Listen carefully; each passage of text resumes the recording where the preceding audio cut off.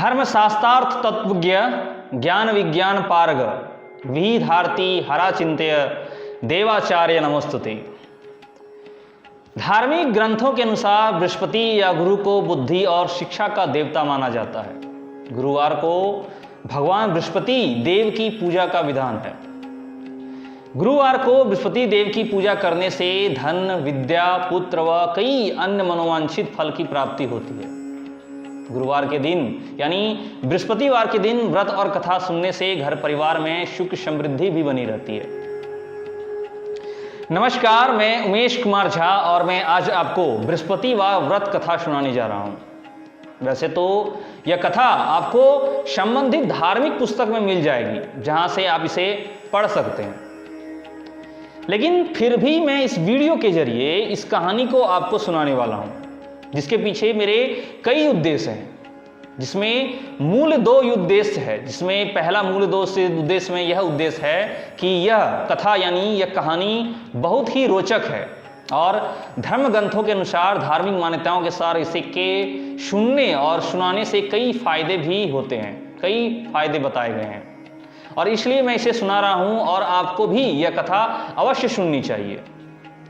और मेरा दूसरा उद्देश्य यह है कि मैं इस वीडियो के जरिए उन विभिन्न वर्ग के, विभिन्न उम्र के उन लोगों को कहानी सुनाना चाहता हूं जो पढ़ने में असमर्थ हैं, यानी जिनके पास पुस्तक है लेकिन वो पढ़ नहीं सकते, पढ़ नहीं पाते हैं, या जो इस कहानी के बारे में, इस कथा के बारे में नहीं जान रहे हैं, या जिनके पास संबंधित धार्मिक पुस्तक नहीं है, या जो पढ़ने से ज़्यादा सुनना पसंद करते हैं। तो बने रहिए इस वीडियो के अंत तक मेरे साथ और सुनिए पूरी कहानी। प्राचीन समय की बात है। भारत में एक प्रतापी राजा राज्य करता था। वह बड़ा प्रतापी और दानी था। वह रोज मंदिर में भगवत दर्शन करने जाया करता था, रोज भगवत दर्शन करता था। वह ब्राह्मण और गुरु की सेवा भी किया करता था। उसके द्वार कोई भी याचक निराश होकर नहीं लौटता था। वह प्रत्येक गुरुवार को व्रत रखता और पूजन करता था। हर गुरुवार को व्रत रखता था और बृहस्पति देव की पूजा करता था, विष्णु भगवान की। गरीबों की सहायता करता था, परंतु यह सब बातें उसकी रानी को अच्छी नहीं लगती थी। वह ना व्रत करती थी, ना ही किसी को एक भी पैसा दान में देती थी और वह राजा से भी ऐसा करने को मना किया करती थी कि वह दान न दें और व्यर्थ पैसे खर्च ना करें। एक समय की बात है कि राजा शिकार खेलने वन को चले गए, पर घर पर रानी और दासी थी और उसी समय गुरु बृहस्पति साधु का रूप धारण करके राजा के दरवाजे पर भिक्षा मांगने आए। साधु ने रानी से भिक्षा मांगी तो वह कहने लगी, हे साधु महाराज, मैं इस दान और पुण्य से तंग आ गई हूं। इस कार्य के लिए तो मेरे पतिदेव ही बहुत हैं। अब आप ऐसी कृपा करें कि मैं सारा धन नष्ट हो जाए तथा मैं आराम से रह सकूं। ऐसा उन्होंने साधु से कहा। साधु रूपी बृहस्पति देव ने कहा, हे देवी, तुम बड़ी विचित्र हो। संतान और धन से कोई दुखी नहीं होता है, इसको सभी चाहते हैं। पापी भी पुत्र और धन की इच्छा करता है।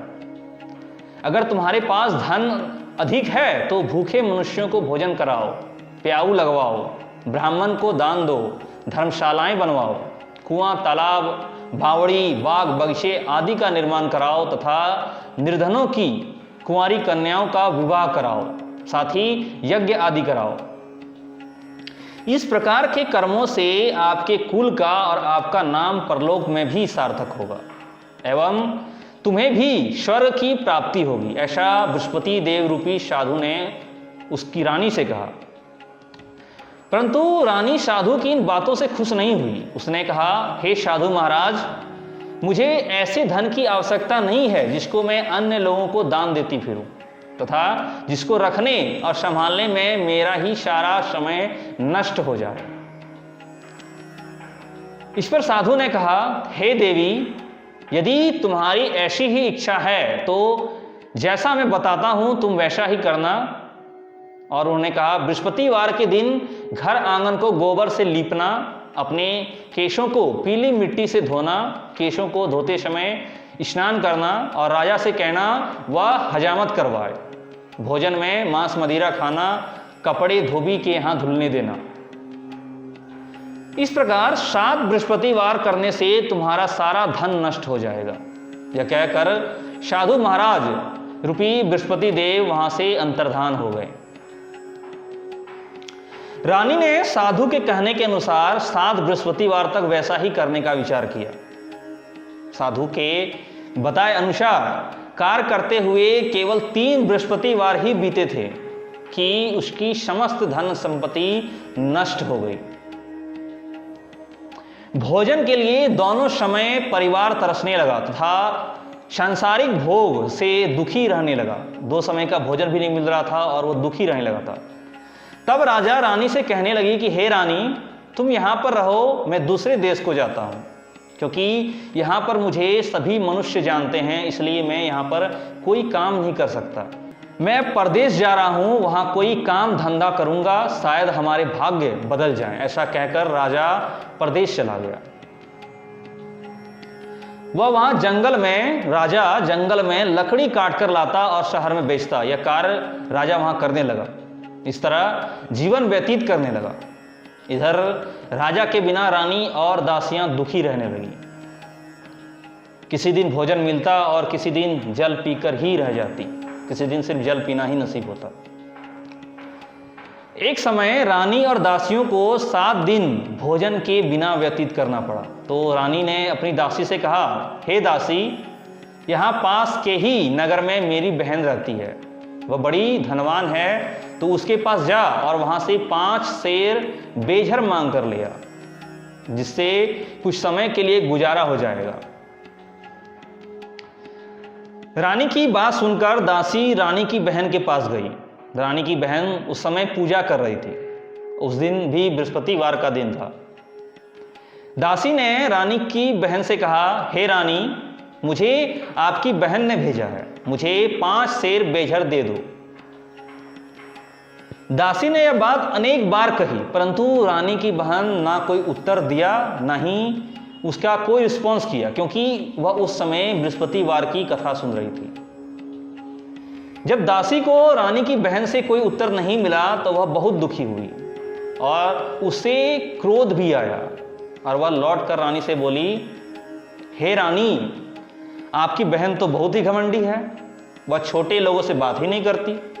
मैंने उससे कहा तो उसने कोई उत्तर ही नहीं दिया। मैं वापस चली आई। दासी की इस प्रक्रिया पर रानी बोली, हे दासी, इसमें उसका कोई दोष नहीं है। जब बुरे दिन आते हैं तब कोई सहारा नहीं देता। अच्छे बुरे का पता विपत्ति में ही लगता है। जो ईश्वर की इच्छा होगी वही होगा। यह सब हमारे भाग्य का दोष है, ऐसा रानी ने दासी से कहा। उधर रानी की बहन ने सोचा कि मेरी बहन की दासी आई है थी, परंतु मैं उससे नहीं बोली, उससे कुछ बोल नहीं पाई, इससे वह बहुत दुखी हुई होगी। अतः कथा सुन और विष्णु भगवान की पूजा समाप्त कर वह अपनी बहन के घर आई। वो चिंतित थी इसको लेके कि वो कुछ नहीं बोल पाई और आके बहन से कहने लगी, हे बहन, मैं बृहस्पतिवार का व्रत कर रही थी, तुम्हारी दासी हमारे घर आई थी, परंतु जब तक कथा होती है तब तक हम लोग ना उठते हैं और ना ही बोलते हैं, इसीलिए मैं कुछ नहीं बोली। उसके बाद कहा, कहो दासी क्यों गई थी? दासी से रानी ने कहा कि दासी क्यों गई थी? रानी बोली, बहन, हमारे घर अनाज नहीं था। वैसे तुमसे कोई बात छिपी नहीं है, इस कारण मैंने दासी को तुम्हारे पास 5 सेर बेझर लेने के लिए भेजा था। रानी की बहन ने रानी को कहा। इस पर रानी की बहन बोली, बहन देखो, बृहस्पतिवार भगवान सबकी मनोकामना पूर्ण करते हैं। देखो, शायद तुम्हारे घर में ही अनाज रखा हो। यह सुनकर दासी घर के अंदर गई तो वहां उसे एक घड़ा बेझर का भरा मिल गया। उसे बड़ी हैरानी हुई, क्योंकि उसने एक एक बर्तन देख लिया था। उसने बाहर आकर रानी को बताया। वो चौंकी हुई थी। दासी अपनी रानी से कहने लगी, हे रानी, देखो, वैसे हमको जब अन्न नहीं मिलता तो हम रोज ही व्रत रख करते हैं। अगर इनसे इस व्रत की विधि और कथा पूछ ली जाए तो उसे हम भी कर लिया करेंगे, ऐसा उन्होंने कहा। दासी के कहने पर रानी ने अपनी बहन से बृहस्पतिवार व्रत के बारे में पूछा। उसकी बहन ने बताया, हे रानी बहन, बृहस्पतिवार को सूर्योदय से पूर्व उठकर स्नान करके बृहस्पतिवार का व्रत करना चाहिए, लेकिन उस दिन सिर नहीं धोना चाहिए, यानी कि उस दिन माथा का स्नान नहीं करना चाहिए। बृहस्पतिवार के व्रत में चने की दाल और मुनक्कों से विष्णु भगवान को केले के वृक्ष की जड़ से पूजन करें और दीपक जलाएं। ऐसा उन्होंने अपनी बहन को कहा कि केले के पेड़ के नीचे ही वहाँ पे जड़ की पूजा करना चाहिए और दीपक जलानी चाहिए। उस दिन एक ही समय भोजन करना चाहिए। भोजन पीले खाद्य पदार्थ का करना चाहिए तथा कथा सुनना चाहिए। इस प्रकार करने से गुरु भगवान प्रसन्न होते हैं और अन्न पुत्र धन देते हैं। इस तरह व्रत और पूजन की विधि बताकर रानी की बहन वहां से अपने घर लौट आई। रानी और दासी दोनों ने निश्चय किया कि वह बृहस्पति देव भगवान का पूजन जरूर करेंगी और 7 दिन बाद जब बृहस्पतिवार आया, 7 दिन बाद जब फिर दोबारा गुरुवार आया तो उन्होंने व्रत रखा और घुड़साल में जाकर चना और गुड़ बीन लाई तथा उसकी दाल से केले की जड़ में भगवान विष्णु का पूजन किया। अब भोजन कहां से आए? दोनों बड़ी दुखी हुई, परंतु उन्होंने व्रत किया था, इस कारण बृहस्पति देव भगवान प्रसन्न थे। वे एक साधारण व्यक्ति के रूप में 2 थालों में सुंदर पीला भोजन लाकर आए और दासी को देकर बोले, हे दासी, यह भोजन तुम्हारी रानी के लिए है, तुम दोनों इसे करना, तुम दोनों खाना। रानी की दासी भोजन पाकर बड़ी प्रसन्न हुई और रानी से बोली, रानी जी भोजन कर लो। रानी को भोजन आने के बारे में कुछ पता नहीं था, इसलिए वह दासी से बोली, जा तू ही भोजन कर, क्योंकि तू हमारी व्यर्थ में हंसी उड़ाती है। रानी को लगा कि जब हमारे पास भोजन नहीं है तो दासी उसका मजाक बढ़ा रही है, हंसी उड़ा रही है। दासी बोली, एक व्यक्ति अभी भोजन दे गया है। इस पर रानी कहने लगी, वह भोजन तेरे लिए ही दे गया होगा, तू ही भोजन कर। फिर उस पर दासी ने प्रतिक्रिया दी, वह व्यक्ति हम दोनों के लिए 2 थालों में भोजन दे गया है, इसलिए मैं और आप दोनों ही साथ साथ भोजन करेंगे। फिर दोनों ने गुरु भगवान को नमस्कार कर प्रणाम कर भोजन प्रारंभ किया। इसके बाद से वे प्रत्येक बृहस्पतिवार को गुरु भगवान का व्रत और पूजन करने लगी। इस प्रकार प्रत्येक गुरुवार को बृहस्पति देव की व्रत और पूजन करने से बृहस्पति भगवान की कृपा से उनके पास धन हो गया। परंतु रानी पहले की तरह ही धन खर्च करने में, दान पुण्य करने में आलस्य करने लगी। तब उसकी दासी बृहस्पति देव रूपी साधु की बात को याद दिलाते हुए बोली, देखो रानी, तुम पहले भी इस प्रकार आलस्य करती थी, तुम्हें धन के रखने में कष्ट होता था, इस कारण सभी धन नष्ट हो गए और अब गुरु भगवान की कृपा से धन मिला है तो फिर तुम्हें आलस्य होता है। उन्होंने कहा, बड़ी मुसीबतों के बाद हमने यह धन पाया है, इसलिए हमें दान पुण्य करना चाहिए। तुम भूखे मनुष्यों को भोजन कराओ, प्याऊ लगवाओ, ब्राह्मण को दान दो, कुआं, तालाब, बावड़ी आदि निर्माण कार्य करवाओ, मंदिर, पाठशाला बनवाकर दान दो, कुंवारी कन्याओं का विवाह करवाओ, धन को शुभ कार्यों में खर्च करो, जिससे तुम्हारे कुल का भी यश बढ़े और स्वर्ग प्राप्त हो और पृथ्वी भी प्रसन्न हो। दासी की बात मानकर रानी ने इसी प्रकार के कर्म करने प्रारंभ कर दिए, जिससे उनका काफी यश फैलने लगा। फिर एक दिन रानी और दासी आपस में राजा को याद करते हुए विचार करने लगी कि न जाने किस दशा में राजा होंगे, उनकी कोई खोज खबर नहीं है। फिर उन्होंने गुरु भगवान से उनके लिए प्रार्थना की और फिर भगवान ने रात्रि में राजा को स्वप्न में कहा, हे राजा उठ, तेरी रानी तुझको याद करती है, अब अपने देश को लौट जा। वो राजा जो विदेश कार्य धंधा, लकड़ी का धंधा कर रहे थे। राजा प्रातःकाल उठकर जंगल से लकड़ियां काटकर लाने के लिए जंगल की ओर चल पड़ा। जंगल से गुजरते हुए वह सोचने लगा, रानी की गलती से कितने दुख भोगने पड़े। राजपाट छोड़कर उसे जंगल में आकर रहना पड़ा, जंगल से लकड़ियां काटकर उन्हें बेचकर गुजारा करना पड़ा। राजा ये सोच रहा था, उसी समय उस जंगल में बृहस्पति देव एक साधु का रूप धारण करके आए और राजा के पास आकर बोले, हे लकड़हारे, तुम इस सुनसान जंगल में किस चिंता में बैठे हो, मुझे बतलाओ। साधु की बात सुनकर राजा ने नेत्रों में जल भराया, यानी कि आंखों में आंसू आ गया और साधु की वंदना कर बोला, हे प्रभु, आप सब कुछ जानने वाले हैं। इतना कहकर राजा ने साधु को अपनी संपूर्ण कहानी सुना दी।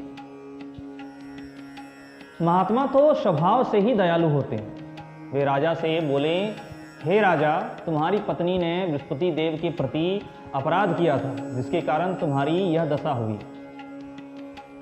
अब तुम किसी प्रकार की चिंता मत करो, भगवान तुम्हें पहले से अधिक धन देंगे। साधु ने कहा, देखो, तुम्हारी पत्नी ने बृहस्पतिवार का व्रत करना प्रारंभ कर दिया है।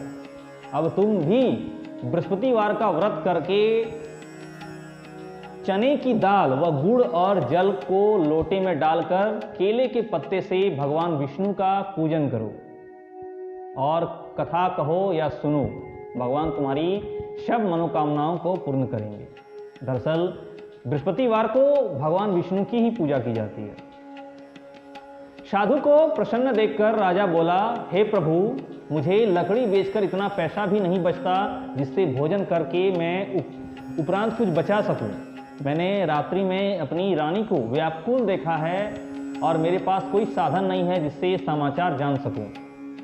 फिर मैं बृहस्पतिवार की कौन सी कहानी कहूं या सुनूं? राजा ने अपनी व्यथा बताते हुए साधु को कहा, मुझको तो कुछ भी मालूम नहीं है। इस पर साधु ने राजा से कहा, हे राजा, तुम किसी बात की चिंता मत करो। बृहस्पतिवार के दिन तुम रोजाना की तरह लकड़ियां लेकर शहर में जाओ। तुम्हें रोज से 2 गुना धन प्राप्त होगा, जिससे तुम भली भांति भोजन कर लोगे तथा बृहस्पति देव की पूजा का सामान भी ला पाओगे। बृहस्पति देव की पूजा का सामान भी आ जाएगा। साधु ने साथ ही कहा, बृहस्पति देव की कथा के बारे में जो बात कर रहे हो, वो बृहस्पति देव की कथा इस प्रकार है। प्राचीन काल में एक साधु सुना रहे थे कि प्राचीन काल में एक बहुत ही निर्धन ब्राह्मण था। उसके कोई संतान नहीं थी। वह रोज पूजा पाठ करता, परंतु उसकी स्त्री यानी कि उसकी पत्नी बहुत मलिनता के साथ रहती थी। वह ना स्नान करती थी, ना ही किसी देवता का पूजा करती थी। सुबह उठते ही सबसे पहले भोजन करती थी, बाद में कोई दूसरा कार्य करती थी। ब्राह्मण देवता इससे बहुत दुखी रहते थे। पत्नी को बहुत समझाते हैं, किंतु उसका कोई परिणाम नहीं निकलता था। भगवान की कृपा से, उनकी अनुकंपा से एक समय उस ब्राह्मण की पत्नी गर्भवती हुई और 10वें महीने एक सुंदर कन्या को जन्म दिया। निर्धन ब्राह्मण कन्या के जन्म से बहुत दुखी हुआ। धीरे धीरे ब्राह्मण की कन्या बड़ी होने लगी और बचपन से ही उस कन्या की रुचि भगवान विष्णु की पूजा में थी। वह प्रातः उठते ही स्नान आदि करके भगवान विष्णु की पूजा करने में मंदिर जाती थी। पूजा करने के लिए मंदिर में भगवान विष्णु की पूजा करती थी और बृहस्पतिवार को भी व्रत करके विधिवत पूजा पाठ करती थी, भगवान विष्णु की पूजा अर्चना करती थी। पूजा पाठ के बाद वह पढ़ने के लिए पाठशाला में जाती थी और घर से चलते हुए वह मुट्ठी भर जौ साथ लेकर जाती थी और पाठशाला के रास्ते में थोड़े थोड़े जौ गिराते जाती थी रास्ते में। जब वह पाठशाला से घर लौटती थी तो जौ के वह दाने सोने में बदले हुए मिलते थे। लकड़ी सभी सोने के दाने बिन लाती थी और ऐसा होता था। एक दिन जब वह सोने के दानों को साफ कर रही थी तो उसकी माँ ने कहा, बेटी, सोने के दाने साफ करने के लिए सोने का सूप भी होना चाहिए। अगले दिन बृहस्पतिवार था। उसने भगवान बृहस्पति देव की पूजा करते हुए प्रार्थना की, हे भगवान, यदि मैंने आपका व्रत विधिवत किया हो तो मुझे सोने का सूप दे दो। उस लड़की ने भगवान बृहस्पति देव से प्रार्थना की। भगवान बृहस्पति देव ने उसकी मनोकामना पूरी करने का वचन दिया। पाठशाला से लौटते समय उस रास्ते में सोने का सूप पड़ा हुआ मिला, जिधर वो जौ छींटते हुए जाती थी। घर लौटकर सोने का सूप अपनी माँ को दिखाकर वह सोने के दाने साफ करने लगी। उसी समय नगर का राजकुमार उसके घर के पास से गुजरा। उस सुंदर लड़की को सोने के सूप में जौ साफ करते देख राजकुमार उस पर मोहित हो गया और वह अपने महल में लौटकर राजकुमार ने राजा से उस लड़की से विवाह करने की अपनी मनसा, अपनी इच्छा प्रकट की, तो राजा ने ब्राह्मण को महल में बुलाकर राजकुमारी से उसकी लड़की के विवाह की बात कही। इस बात पर, राजा की बात पर ब्राह्मण तैयार हो गया। फिर धूमधाम से उस लड़की का विवाह उस राजकुमार से हो गया। दुल्हन बनकर ब्राह्मण की लड़की महल में चली गई। लड़की के चले जाने से ब्राह्मण फिर निर्धन हो गया। उसे कई कई दिन भोजन भी नहीं मिलता था और वह बहुत दुखी होकर ब्राह्मण एक दिन अपनी लड़की के पास गया, अपनी लड़की से मिलने, अपनी बेटी से मिलने। अपने पिता से निर्धनता का समाचार सुनकर उसे बहुत सा धन देकर पिता को विदा कर दिया। बेटी ने अपने पिता को बहुत सारा धन देकर पिता को विदा कर दिया। उस धन से ब्राह्मण कुछ दिन से तो आराम से गुजारा कर लिया, लेकिन जल्दी ही फिर भूखों मरने वाली हालत हो गई। धन खत्म हुआ, फिर से वो भूखों मरने वाली हालत पैदा हो गई। ब्राह्मण अपनी लड़की से धन लेने के लिए फिर महल में पहुंचा। लड़की ने पिता की बुरी हालत देखकर कहा, पिताजी, आखिर आप कब तक मुझसे धन लेकर जीवन यापन करेंगे? आप कोई ऐसा उपाय क्यों नहीं करते जिससे आपका घर धन संपत्ति से भर जाए? उस ब्राह्मण ने कहा, मैंने तेरी माँ को बहुत समझा लिया, पर उसकी समझ में कुछ नहीं आता। उसका फुहड़पन नष्ट हो तो घर की निरंतरता भी दूर हो जाए।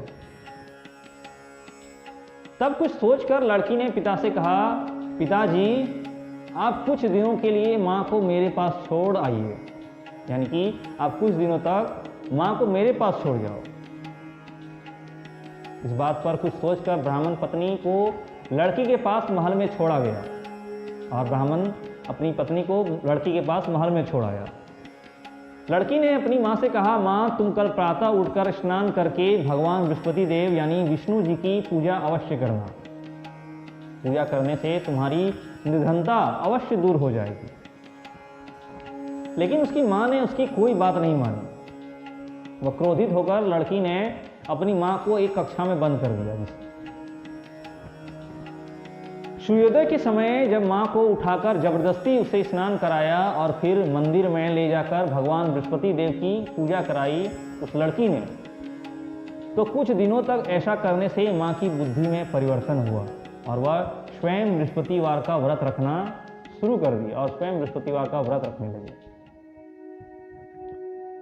उसके व्रत रखने से ब्राह्मण के घर में भगवान विष्णु की अनुकंपा से धन की वर्षा होने लगी, यानी कि धन संपदा बढ़ने लगी। फिर दोनों पति पत्नी धन संपत्ति पाकर आनंद पूर्वक जीवन यापन करते हुए विष्णु धाम को चले गए।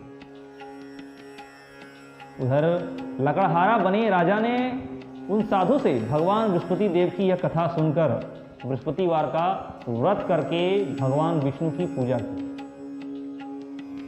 उस दिन से उसके सभी कलेश दूर हो गए, लेकिन अगले बृहस्पतिवार को काम काज में अधिक व्यस्त रहने के कारण, अपने कार्यों में व्यस्त रहने के कारण उस लकड़हारा यानी कि उस राजा को, यानी कि उसने अपने भगवान बृहस्पति देव जी की पूजा नहीं किया, यानी कि व्रत नहीं किया।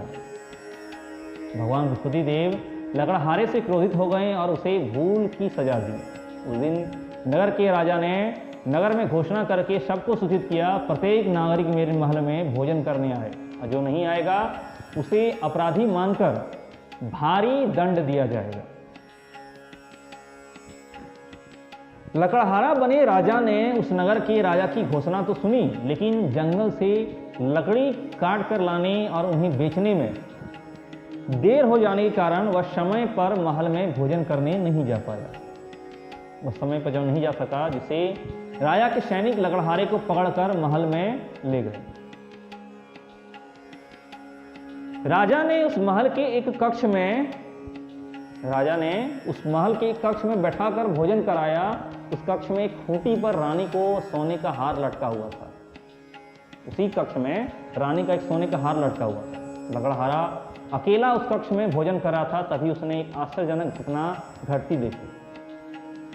देखते ही देखते वह खूंटी हार को निगल गई। राजा चौंक गया। थोड़ी देर के बाद राजा ने हार को गायब देखा तो लकड़हारे को कारावास में डलवा दिया। लकड़हारा मन ही मन अपने भाग्य को कोसने लगा। तभी उसे जंगल में मिले साधु का स्मरण हुआ है।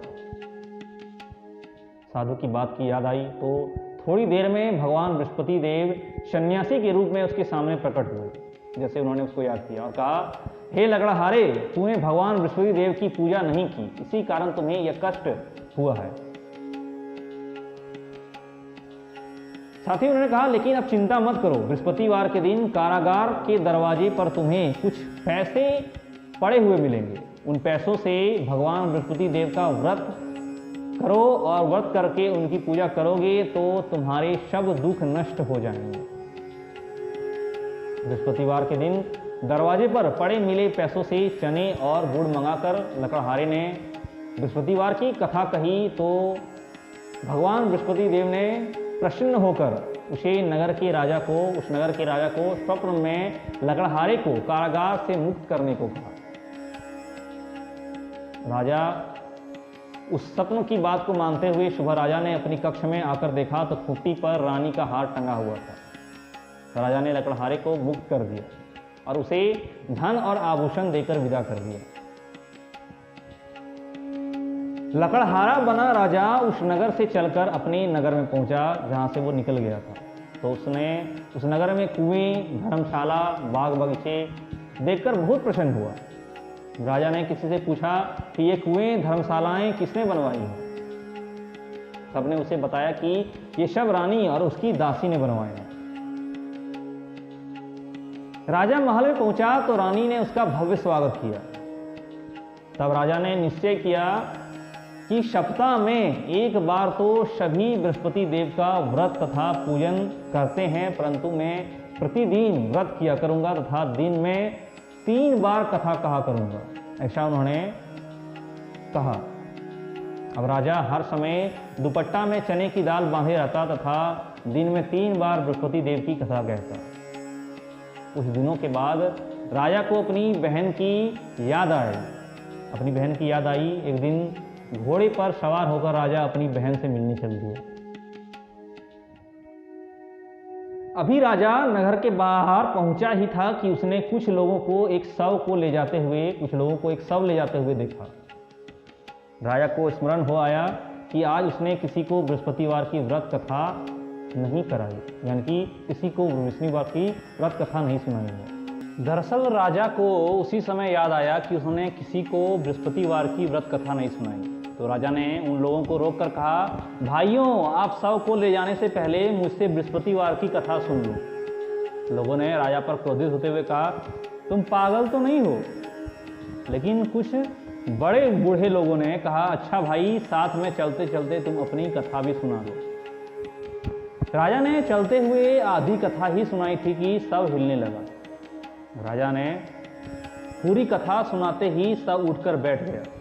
लोगों ने हैरानी से दांतों तले उंगली दबाई और अगले बृहस्पतिवार से भगवान बृहस्पति देव का व्रत करने और कथा सुनने का निश्चय कर लिया। कथा सुनने के दौरान वह आधा सुनते सुनते शरीर हिलने लगा था और पूरा व्रत सुनते सुनते वह सब जिंदा हो गया था, उसमें जान आ गया था। अब घोड़े पर सवार राजा चलते हुए किसान के पास पहुंचा। किसान अपने खेत में हल चला रहा था।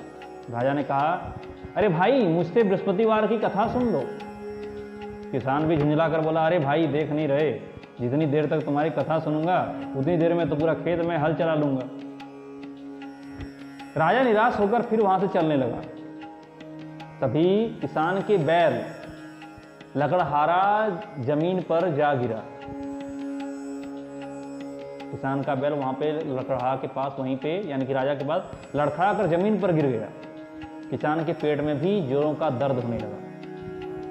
उस किसान की पत्नी जब खाना लेकर आई तो उसने किसान के इस हालत के बारे में पूछा तो किसान ने घुड़सवार की पूरी कहानी सुनाई। किसान की पत्नी दौड़ती हुई राजा के पास पहुंचकर हाथ जोड़कर बोली, भैया, मैं तुम्हारी कथा सुनने को तैयार हूं। तो फिर राजा ने उसके साथ खेत पर पहुंचकर बृहस्पतिवार की कथा सुनाई। तभी बैल उठकर खड़ा हो गया और किसान का पेट का दर्द भी तुरंत ठीक हो गया। राजा अपनी बहन के घर पहुंचा तो उसकी बहन आवभगत में हुई थी। अगले दिन सुबह उठकर राजा ने देखा घर के सभी लोग भोजन कर रहे हैं। किसी भूखे को बृहस्पतिवार की कथा सुनाए बिना राजा भोजन नहीं करता था। उसने अपनी बहन से कहा, बहन, क्या घर में कोई ऐसा व्यक्ति है जिसने अभी तक भोजन न किया हो? राजा के कहने पर, अपने भाई के कहने पर उसकी बहन बोली, भैया, हमारे घर में तो क्या, आपको पूरे नगर में कोई ऐसा व्यक्ति नहीं मिलेगा जिसने सुबह सुबह अभी तक खाना नहीं खाया हो या मतलब भोजन नहीं किया हो। तब राजा ने बहन के घर से निकलकर उस नगर में बिना भोजन किए व्यक्ति की तलाश की। पूरा नगर ढूंढा और बिना भोजन किए व्यक्ति की तलाश करने लगा। फिर एक गडेरिये के घर में उसका बेटा बीमार होने के कारण भूखा रह गया था। तब उन्हें गडेरिया का घर मिला जहां उसका बेटा बीमार होने के कारण उसका घर भूखा रह गया था। राजा ने उसको जाकर बृहस्पतिवार की कथा सुनाई। कथा सुनते सुनते गडेरिये का बीमार बेटा बिल्कुल ठीक हो गया। सबने राजा की बहुत प्रशंसा की। एक दिन राजा ने अपनी बहन से कहा, बहन, अब हम अपने घर जाना चाहते हैं, तुम भी हमारे साथ चलो। कुछ दिन वहां रहकर फिर तुम लौट जाना। राजा की बहन ने अपनी सास से पूछा तो सास ने ताने देते हुए कहा, बहू, मायके जाना हो तो अकेली जाना, मेरे पोतों को कहीं नहीं ले जाना।